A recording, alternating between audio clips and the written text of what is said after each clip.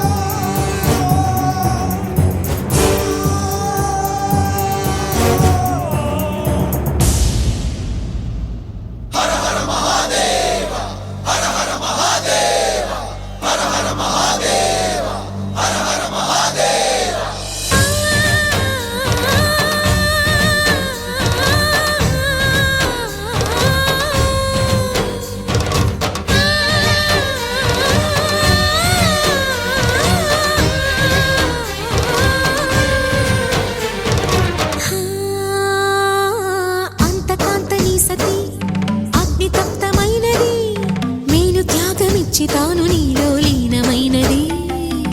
ఆదిశక్తి ఆకృతి అద్రిజాత పార్వతి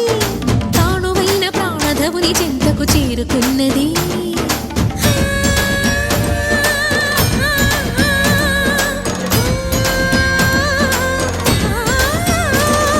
భవుని భువికి తరలించేలా ధరణి దివిని తలపించేలా